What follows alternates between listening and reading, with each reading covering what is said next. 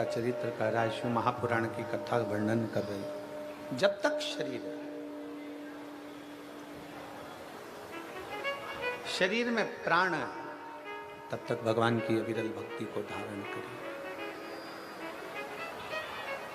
शिव तत्व को अपने भीतर उतारने का प्रयास करें। युधिष्ठिर से देवऋषि नारद जी कह रहे हैं कि आपके पिता दुखी हैं।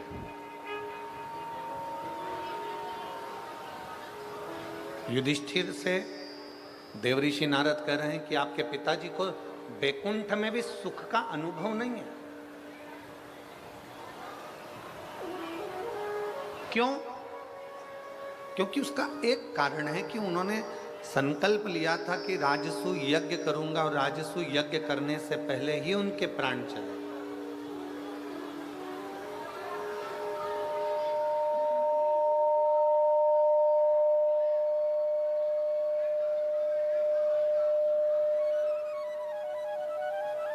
संकल्प लिया था कि राजसू यज्ञ करूंगा, राजसू यज्ञ करने से पहले ही उनके प्राण चले।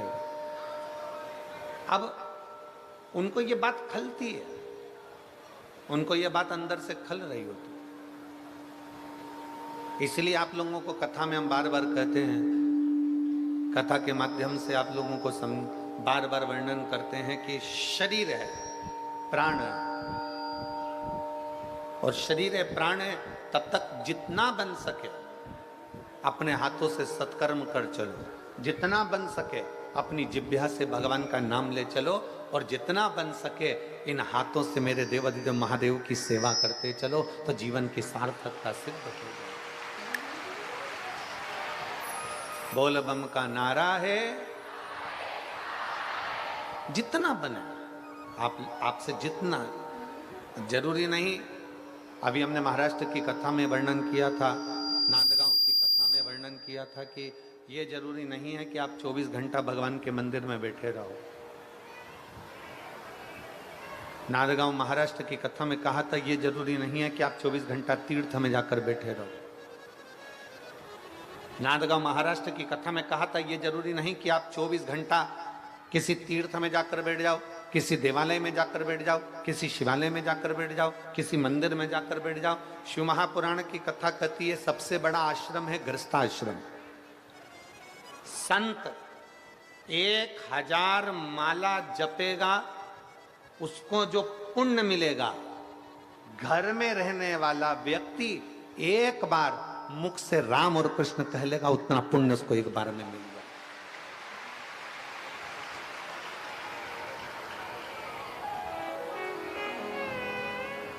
जितना पुण्य एक साधु, एक सन्यासी, एक तपस्वी, एक साधक, एक उपासक, जितना पुण्य अपना घर छोड़कर तीर्थ में जाकर, वन में जाकर, पहाड़ पर जाकर, पर्वत पर बैठकर जितना पुण्य एकत्रित करते हैं, शिव महापुराण की कथा कहती है, भगवान शंकर का चरित्र कहता है, उतना पुण्य घर में रहने वाला एक बुजुर्ग व्यक्ति, घर में रहने वाला एक बूढ़ा व्यक्ति, घर में रहने वाला एक बच्चा, घर में रहने वाली एक बहू, घर में रहने वाला एक बेटा, घर में रहने वाली एक बेटी, घर में रहने वाला एक जमाई, घर में रहने वाला कोई काका काकी, कोई ताऊ ताई, घर में रहने वाला व्यक्ति एक बार अगर हृदय से भगवान शंकर को याद कर लेता है तो उतना ही पुण्य प्राप्त कर लेता है जितना पर्वत पर बैठकर कोई ऋषि प्राप्त कर रहा होता है। कोई ऋषि उस फल को एक क्षण में प्राप्त कर ले, एक क्षण।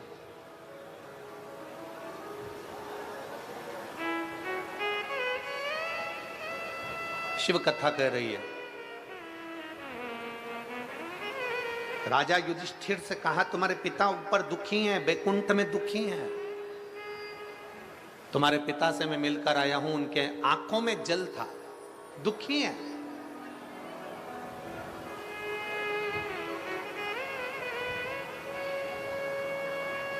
फिर निवेदन है, मन का सुखी सुखी है और मन का दुखी दुखी।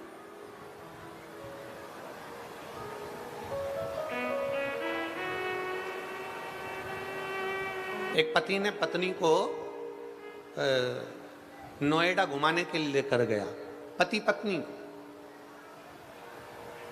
अब वो नोएडा घुमाने के लिए लेकर गया तो पत्नी नोएडा पहुंची, तो नोएडा में जाकर पत्नी ने देखा कि कितनी सुंदर सराफे की दुकान है, सोने चांदी की दुकान है, इतनी सुंदर दुकान है। तो पति ने कहा क्या चाहती है? पत्नी कहती है मुझे एक सोने का हार दिला दीजिए। एक सोने का हार, ठीक है चल।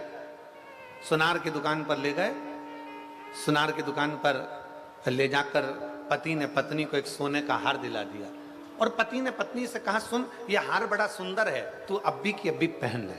पत्नी बोली नहीं नहीं नहीं, अभी नहीं पहनूंगी, अभी मैं जरा करवा चौथ का व्रत आ रहा है ना, उस दिन पहनूंगी। अब पति ने कहा करवा चौथ तो दूर की बात है, तू तो अभी पहन ले। पत्नी बोली नहीं नहीं नहीं, करवा चौथ का व्रत आ गया। पत्नी ने पति का चलनी में मुंह देखा। पति का मुंह देखा तो पति ने इसके गले में हार देखा, पर गले के अंदर हार नहीं था। पति ने फिर पत्नी से कहा आज करवा चतुर्थी है, करवा चौथ है, और तूने वह हार नहीं पहना। पत्नी बोली मैंने हार इसलिए नहीं पहना क्योंकि अभी देवर के लड़के की शादी है ना, बस 1 महीने बाद देवर के लड़के की शादी है, तब मैं नया हार पहनूंगी ना तो पूरे घर के लोग देखेंगे, इसलिए मैंने नहीं पहना। अब देवर के लड़के की शादी थी 1 महीने बाद, और पत्नी को आ गया अटैक, निपट गए। प्राण तो चले गए, शव पड़ा था, अर्थी पर उसको बांध रहे थे। पति रोते रोते अंदर गया, सोने का हार लेकर आया, पत्नी के गले में पहनाने लगा। दोस्त ने कहा तू अपनी पत्नी को इतना महंगा हार क्यों पहना रहा है? ये तो शमशान लेकर जा रहे हैं, वहां तो इसमें आग लगेगी, तो इतना महंगा हार इसको क्यों पहना रहा है? इतने में पति बोला मैं अपनी पत्नी से कह रहा था चतुर्थी पे पहन ले, मैं अपनी पत्नी से कह रहा था, मैंने दिलाया है आज ही पहन ले। पत्नी ने कहा आज नहीं पहनूंगी, चतुर्थी पर पहनूंगी। चतुर्थी पर नहीं पहना, शादी में पहनूंगी। शादी के इंतजार में बैठी रही और उसके पहले उसके प्राण चले गए। इसलिए शास्त्र कहता है जो तुम्हें कल करना है वो तुम आज करो, अभी कर लो, फिर मौका मिले ना मिले। अब आप में से कई लोग ऐसे भी होंगे जो आ तो गए पहले दिन की कथा में, पर उनका मन था कि मैं तो कल रविवार है तो जाऊंगी, परसों सोमवार है तो जाऊंगी, मंगलवार है तो जाऊंगी, बुधवार है तो जाऊंगी, और उसके पहले निपट गई तो कौन देखा? अरे जाना किसने? कौन कौन जानेगा?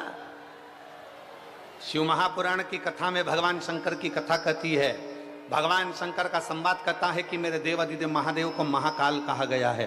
भगवान शंकर का चरित्र कहता है कि शंकर को काल अधिपति देव अधिदेव महादेव कहा गया है। भगवान शंकर को त्रिकालदर्शी कैलाशी अविनाशी कहा गया है। भगवान शंकर को काल अधिपति कहा गया है। शिव तत्व कहता है भगवान शंकर ने काल की रचना करी, भगवान शंकर ने समय की रचना करी, भगवान शंकर ने घड़ी पल की रचना करी, भगवान शंकर ने तिथि महीने की रचना करी। भगवान शंकर ने जब काल चक्र बनाया तो शंकर भगवान ने कहा इस काल चक्र को समझना जरूरी है। जो समय आज तुम्हारा चल रहा है, जो समय अभी तुम्हारा चल रहा है, शिव महापुराण की कथा कहती है उसी समय पर अच्छा कर्म करते चलो। बात की कोई किसने देखा?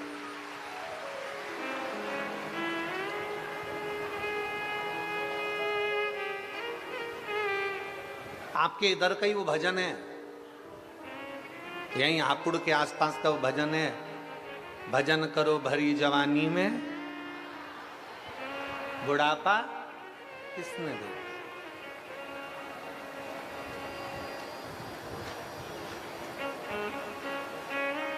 अभी हमने महाराष्ट्र की कथा में कहा था हंस लो खिलखिलाकर, हंस लो खिलखिलाकर, नहीं तो दांत निकलेंगे हिल हिलाकर, ये सब निकल जाएंगे। अभी तो मौका है, अभी कुछ घटा वटा नहीं है। शरीर चले, हाथ पैर चले, तब तक मेरे शंकर के मंदिर जाते रहो, शरीर चले हाथ पैर चले तब तक तीर्थ जाते रहो, शरीर चले हाथ पैर चले तब तक शंकर की कथा में जाते रहो, शरीर चले हाथ पैर चले तब तक शिवालय में जाकर एक लोटा जल चढ़ाते रहो। जिस दिन शरीर नहीं चलेगा उस दिन मेरा शंकर तुम्हारे दरवाजे पर गंगा का जल लेकर खड़ा मिलेगा। जिस दिन शरीर नहीं चलेगा उस दिन मेरा देवादिदेव महादेव, मेरा शंकर, मेरा त्रिकालदर्शी, मेरा कैलाशी अविनाशी, मेरा शिव आपके दरवाजे पर मिलेगा। शरीर चले तब तक जाओ। पहले हमने कथा में कहा शरीर चले तब तक तीर्थ करो, कथा सुनो। जब तक तुम्हारा शरीर चले तीर्थ करो, कथा सुनो, मंदिर जाओ। और जब तक तुम्हारे घर में चले तब तक सारा दान पुण्य करो, जो करना है तुम्हारी मर्जी, क्योंकि अभी तुम्हारा चल रहा है। जिस दिन बहू बेटे की चलना चालू हो जाएगी उस दिन कथा में किसी को एक पानी का पाउच भी नहीं पिला पाओगे। इसलिए घर के लोग कहेंगे मम्मी इतना सारा पानी कौन लेकर जाएगा, सिर पे पानी की बोतल कौन उठा कर ले जाएगा। अरे बेटा कथा चल रही है, हमने सुना है कथा में अगर किसी को एक जरा सा पानी भी पिलाया जाए तो उसका पुण्य है। बेटा ये कथा में पानी की बोतल ले चल, मैं नहीं लेकर जाता, इतना वजन कौन लेकर जाएगा। आधा किलोमीटर दूर पार्किंग है, वहां से पानी की बोतल लेकर जाऊं, सिर पे तोप कर लेकर जाऊं, कोई लेकर नहीं जाएगा। इसलिए शिव महापुराण की कथा कहती है मेरी जीजियों और मेरे जीजाओं, मेरी बेटियों, मेरे बेटाओं, मेरी माताओं, मेरी बहन, मेरी बेटियों, आपसे निवेदन है शरीर चल रहा है तो बन सके जितना इस 5 दिन की शिव पुराण में उतना पुण्य बटोरते चलना, भगवान का भजन बटोरते चलना। फिर मिले ना मिले, फिर प्राप्त हो ना हो, किसने देखा, किसने जाना।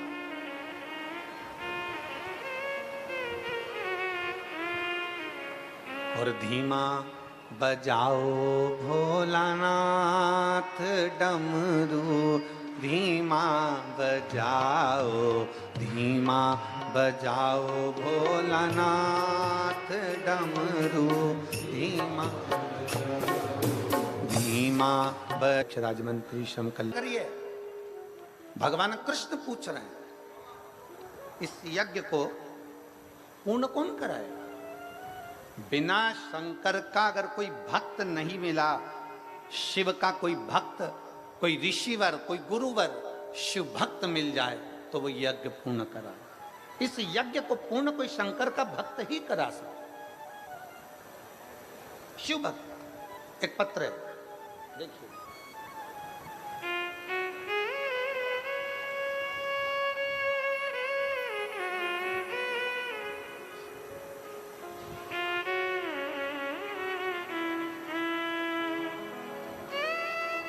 वो पूर्ण कौन करे। राज भगवान द्वारकानाथ ने कहा कि शंकर भगवान के एक बड़े अविरल भक्त हैं, बहुत है। शिव के एक भक्त है जिनका नाम पुरुष मृगा है।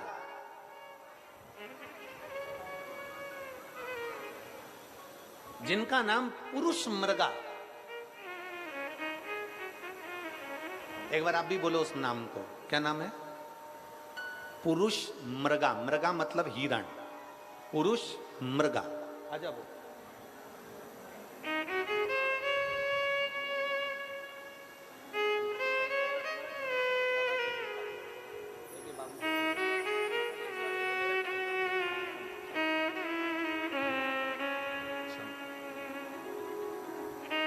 उसका नाम पुरुष मृगा, पुरुष मृगा।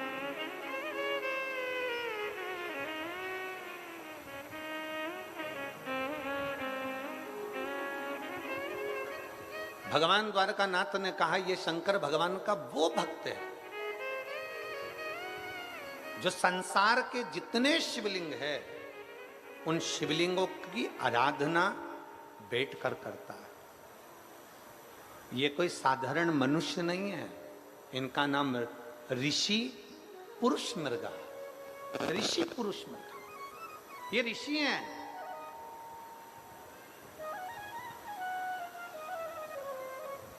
और निवेदन करूंगा इस पवित्र धरा पर, हापुड़ की इस पवित्र भूमि से, इस पावन प्रांगण से, नवरात्रि के इस पवित्र अवसर पर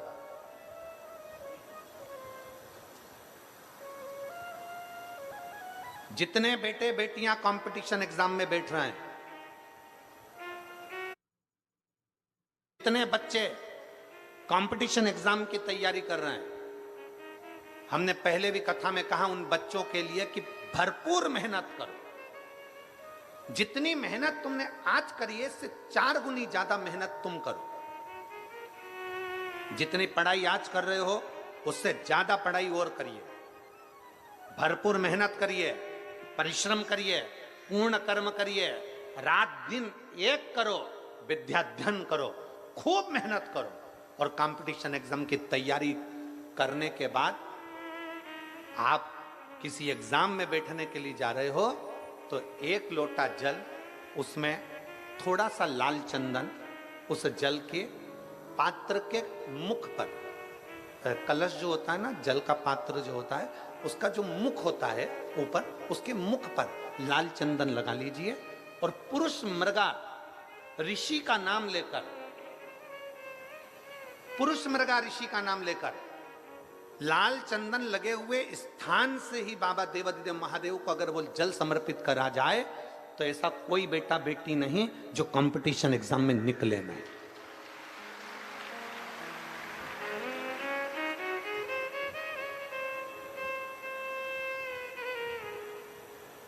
महाभारत की कथा कहती है, शिव महापुराण की कथा